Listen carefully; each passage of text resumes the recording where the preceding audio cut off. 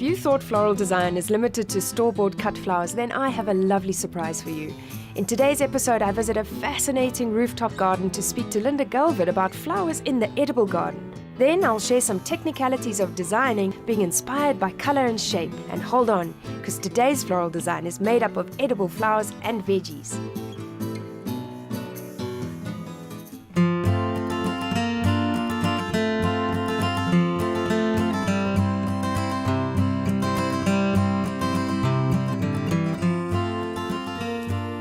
You don't always have to go to the flower market or to your wholesaler to get flowers to make a magnificent design. Sometimes the inspiration and the colors and the textures are just outside your kitchen window. I'm visiting the Saxon rooftop garden in the heart of Johannesburg to meet up with Linda Galvin, who is responsible for this green haven and the beautiful flowers that go with it. Linda, what a magnificent garden you've got going here. Thank you. I mean, I've seen such a huge variety of flowers. Tell me, how applicable are they and what role do they play? Well, flowers are actually dual purpose.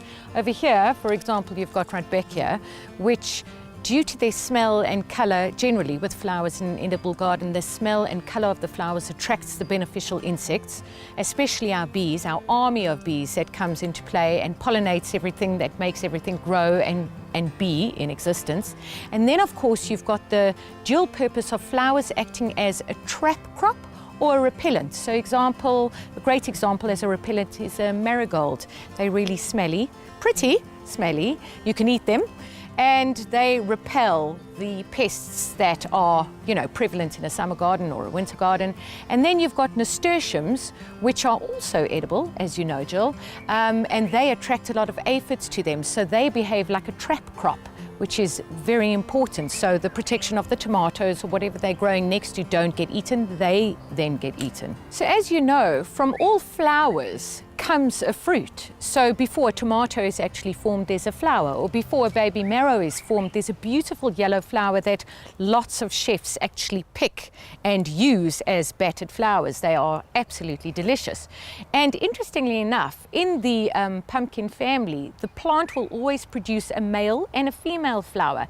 And you'll be able to tell the difference by the male flower just having a normal stem underneath it, and the female flower having the immature fruit.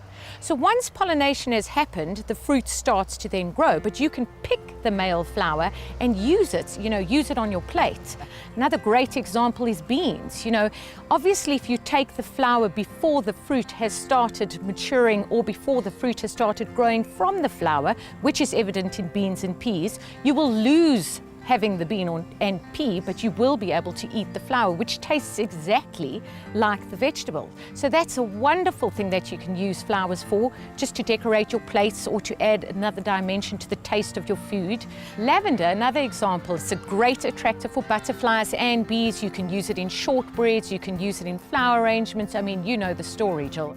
There's a plethora of flowers you can use for edible arrangements, for your food, etc. Another great example is onions. When onions are ready to go to the end of their life and produce seed, they make the most magnificent head of flowers first, and people pick those and just put them in a vase.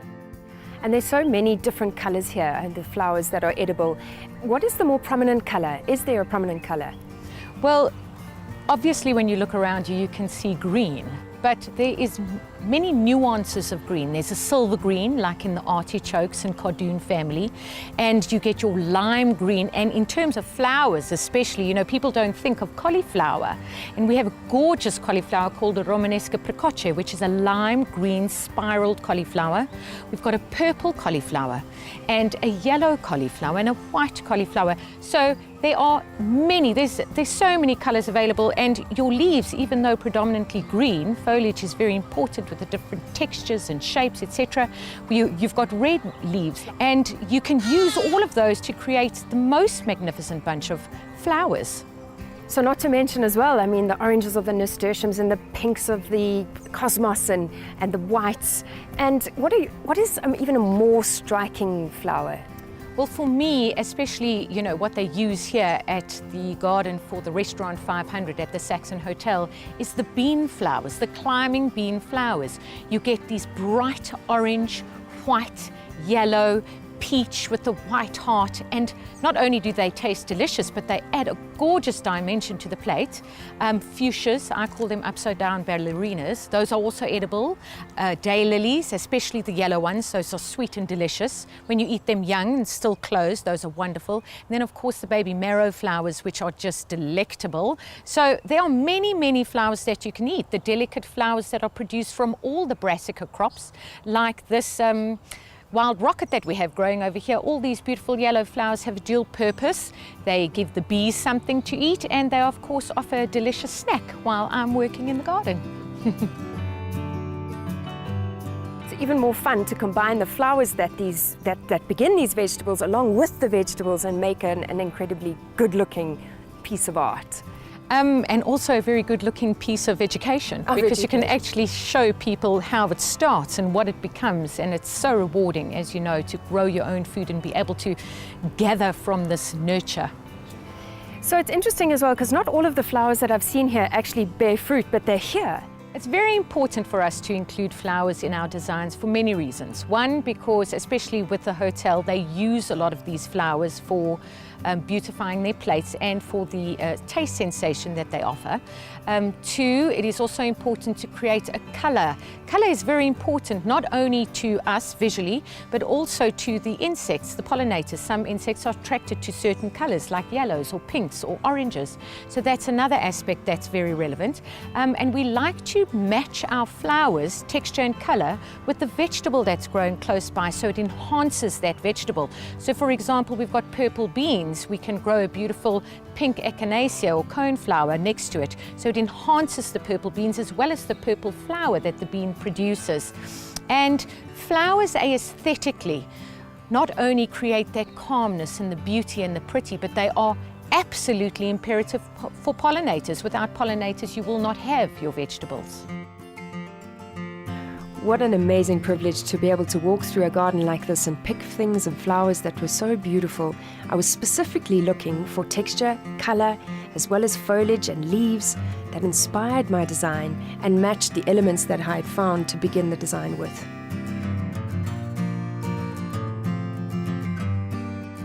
Coming up after the break, I'll show you my precious edible finds and how I selected them based on their color, shape and texture.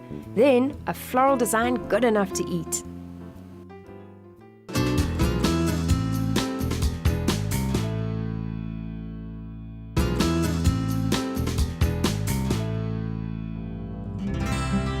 Today I'm visiting the Saxon rooftop garden, where Linda Gelvid shared her knowledge of flowers and what role they play in the organic garden. She led me through the garden on a hunt for unique and wonderful gems to create an edible floral design. Now that I've selected the flowers and unique vegetables, I will share my tips on how to create a floral design combining the two. I was completely drawn initially to the aubergine. And now here's a great trick. When you are beginning your styling, what colors do I mix? What goes with what? What's good to include? What's good to exclude? The trick is that absolutely all of it lies in either the flower or the item that you begin with, or that draws your attention. So already the translation that's happening for me from a creative level is choose a few other elements that are smooth and bring in some rough textures to balance the design. And you can use colors that exist in the aubergine.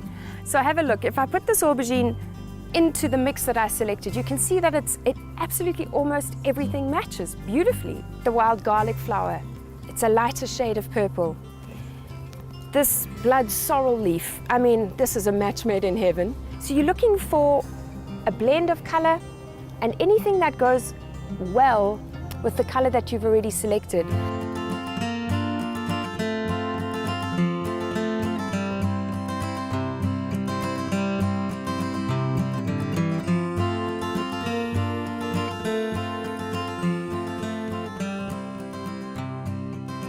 And then you can bring in the funky fruits and the vegetables. I mean, look at this. The color is a complete, perfect match to the underside of this aubergine. So this is a zucchini, and it's a piece of art. And it's so dynamic, and it's got such great lines and such great rhythm and such great movement that I'm actually going to use it as the centerpiece of my design. Because once you've made a good choice of vegetables and fruits that match one another and complement to the aubergine, and this patty pan, I'm not going to call it a small one, it's huge. Inside of this zucchini are fine white lines. So bringing in a white color to the zucchini is a blend, okay? They will always work well with one another. And then this, the lime green, will match on there. And how I place these items individually on this beautiful slate, so the placements of them are quite important. There's going to be 2 of those, and I'm going to also include this. It's also zucchini, and it's going to weight off the design well too. There's some tomatillos too, which I'll use to accentuate the piece when it's done. And look at these incredibly magic beans. The color of them is spectacular. And again, a good blend against the blues and the purples that I've selected from the garden. Get a framework going on the slate with the elements that are bigger and that don't require water, because they're going to be the fundamental basis of the design. Start with the most awkward piece. And now floristry and designing is all about balance. And then bring in the other little elements. There's another one of those, and you'll notice that I'm just going to move things around until I feel that the weight is right. Now that I've selected some unique items from the organic garden and showed you how to create a foundation using shapes, color and texture, the structure for today's floral design has been set. After the break, I'll show you how to incorporate the vast array of flowers and foliage I have selected from the veggie garden to create a feast for your eyes.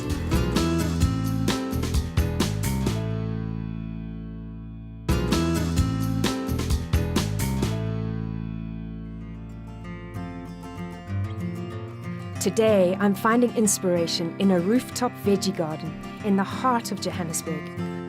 Linda Galvid of Sought After Seedlings shared her wonderful world of edible flowers and unique veggies. From this, I will create an edible floral design. I showed you how to create a structure for today's design through larger items like zucchinis, patty pans, and an aubergine. Now we're ready to start filling in our design with colorful flowers and foliage directly from the organic garden. So now that the foundation is set, now you can start to bring in the flowers. And to do that, you're going to need some kind of mechanism to keep the flowers alive, because they're going to need to draw water. I have a few examples here of some pre-cut blocks of floral foam that have been wrapped in cellophane and secured with a little bit of elastic, and will act as a basin. So when you water this arrangement, you'll water a little bit and it'll catch the water at the bottom of the block. And I'm going to place some of these in places where I can anchor flowers and place flowers in to accentuate the line and accentuate the pattern that I've already done. And in what I've placed here, the aubergine, because I started off with it, was the part of the design that was going to bring all the pieces together. I'm going to begin with the biggest of the flowers that I've got, and that is this magnificent artichoke flower. I'm going to unfortunately have to cut away quite a bit of that, but keeping them for future use, just in case you need them. I'll cut away these 2. Notice that this is one of the most heavy set areas of the design. That's why I'm using the biggest element that I've got and the most beautiful and sort of exotic one in the space where it's most heavy set. Otherwise it will be a little bit off balance.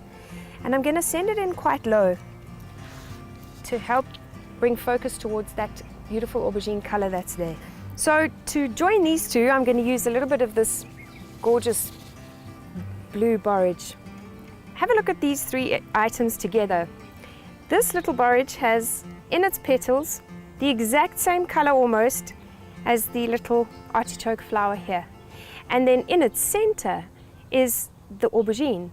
So this would be a beautiful link to tie these 2 together in a very romantic way. So that will come in place here.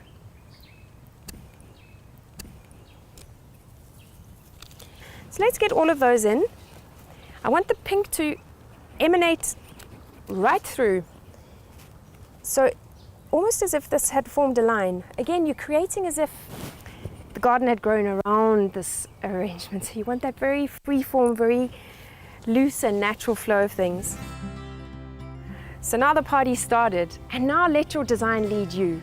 Let's fetch some of this dianthus, because inside of that borage is a flick of the same pink that I see here. And this is how you play. It's called color blending. Color can be possibly one of the most emotive parts of a design. So you might find it interesting the way I'm working here. I'm actually sending a line away from my body. And notice that it's actually perpendicular to the line I set earlier on with the structure. And that's a great trick when you're styling with flowers. So now we can include some of this beautiful garlic flower and find a suitable place for it. So if I hold it here, that's quite a good match. But notice that the little dianthus has more of this color in it than anything else does. So begin there. And you can use all the leverage points you've got now in the floral foam.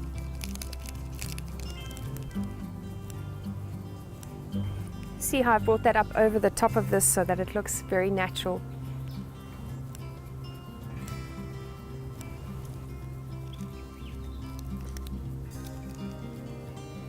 And I just had to use these. I mean, this absolutely magnificent echinacea. And where should it go? You know, and this is the play game that you're going to do with yourself. So I'll stagger the heights, because what that does is it brings your visual reference up. So creating a little bit of a dynamic leading up to this artichoke here. So the fun thing about floral foam is you can make flowers anywhere and around anything and on anything. I need to make sure that the weight of my design is balanced well. And looking at it from your perspective, there's something that needs to be repeated here. Because I've got this round shape there, which is matched in size with this. And then there's an empty space over here. So this beautiful gray leaf of the salt plant is something I don't want to exclude from the design. So I'm going to include a few pieces of it in a clever way.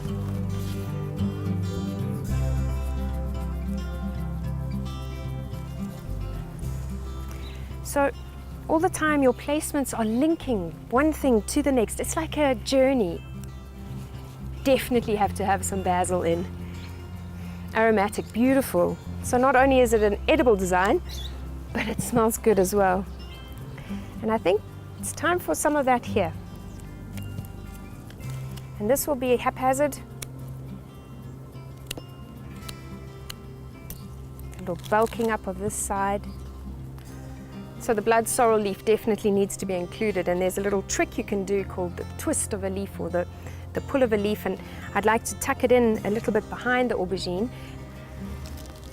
And I'll do that with a little block that I've cut, just to raise that color up slightly.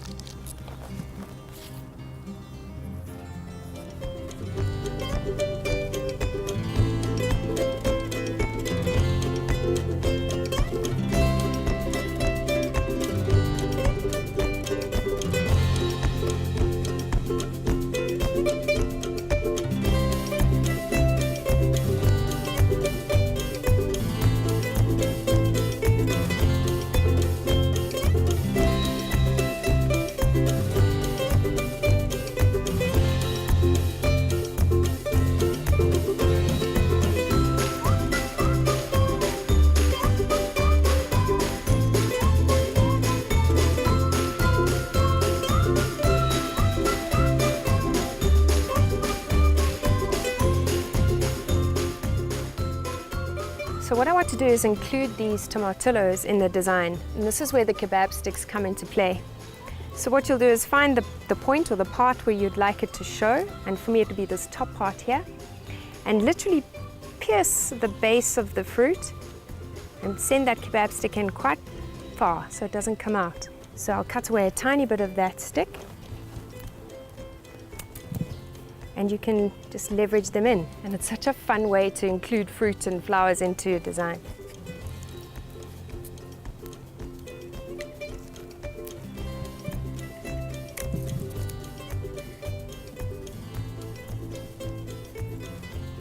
And now all that's left for me to do is make sure that absolutely none of the green foam can be seen. And I'll cut away a few little bits and pieces of the foliage and make sure that the cellophane is hidden where I can. But this is where you can include these non-living or living moss elements and just tuck them up against the pieces of foam and hide it.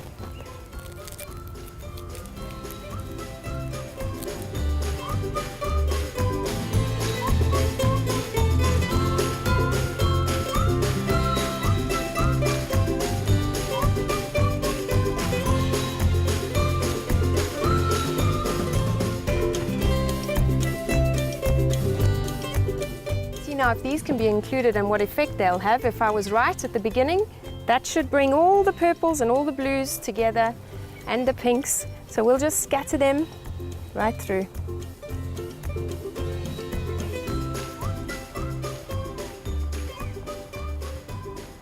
Well, there you go. Remember, this is not the same as a cut flower arrangement.